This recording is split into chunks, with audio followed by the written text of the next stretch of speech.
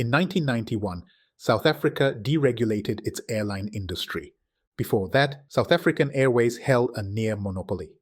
They controlled the skies, they controlled the prices, but deregulation promised competition, which would lead to lower fares. Effectively, anyone could start an airline, and people believed it. The first real challenger arrived in 2001, Kulula.com. The name means it's easy in Zulu. They modeled themselves after Europe's success story, EasyJet. They painted their planes in bright colors and comedy liveries. They offered return tickets between Johannesburg and Cape Town for less than $50, and people loved it. Then came One Time in 2004, named after the South African expression meaning for real. They were the fastest growing airline in the country for 7 years. They won 5 awards for Best Airline on certain routes just 3 years after launch. In 2006, even South African Airways saw where the trend was going.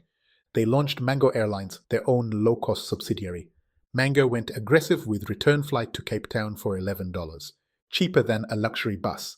They let people buy tickets at ShopRite counters and with store cards. They were targeting people who'd never flown before. By 2019, these low-cost carriers controlled over 60% of the domestic market. South African Airways' share had collapsed. The revolution looked complete. These airlines understood that you don't make money from cheap tickets alone.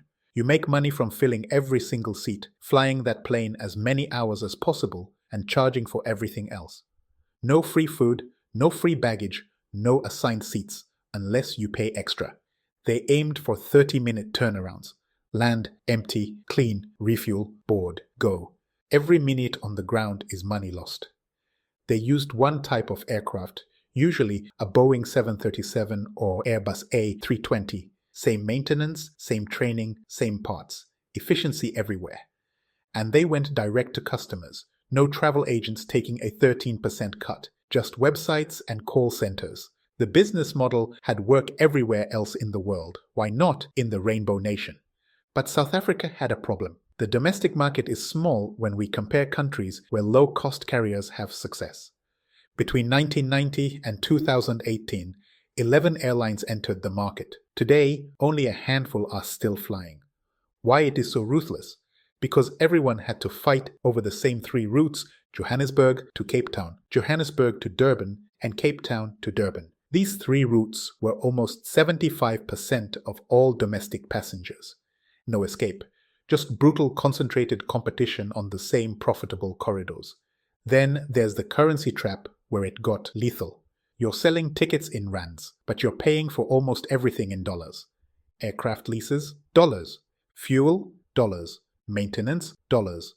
Roughly 60% of your costs are in foreign currency. When the rand weakens against the dollar, which it did repeatedly, your costs explode while your revenue stays flat.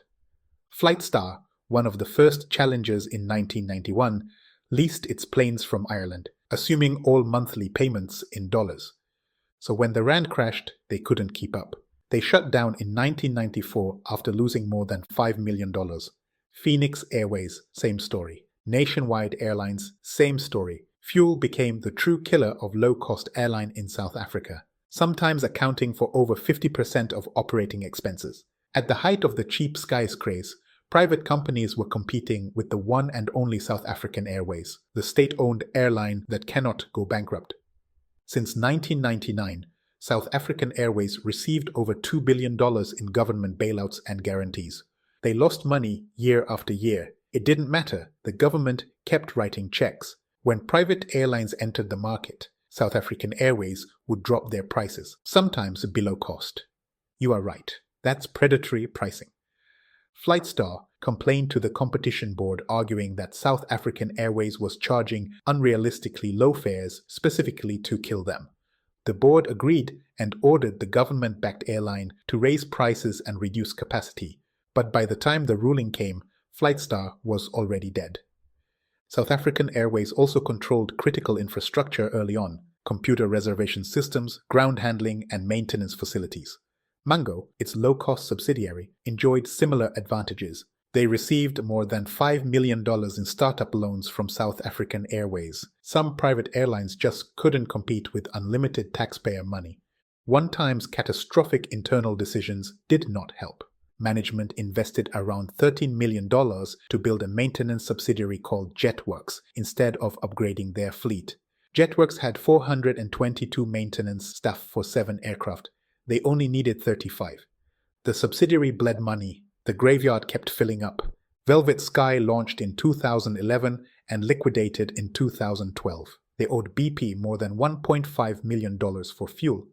Skywise launched in 2015 and ceased operations in December 2015. They couldn't pay airport fees. Then came 2020. Comair, which operated Kulula and had been profitable for 70 consecutive quarters, went into business rescue and liquidation 2 years later. They survived everything until they didn't. Mango, even with its government backing, was grounded in July 2021 and had its license suspended in 2022. Now you understand the trap. To succeed as a low-cost airline in South Africa, you need to execute flawlessly and have perfect cost discipline. But even perfect execution isn't enough. You're earning in a weak currency while paying in a strong one, and you're trapped on 3 overcompeted routes with no room to expand. Standalone low-cost airlines can hardly succeed. Today, the market looks vastly different from when the craze started. Flysafair emerged as the dominant low-cost carrier. The competition that once drove prices down is largely gone. New entrants are more cautious now. They've learned that those impossibly cheap fares were never sustainable. South Africa's low-cost airline graveyard teaches us something fundamental about aviation economics in developing markets. Deregulation creates competition. Competition creates lower fares, but lower fares don't guarantee survival.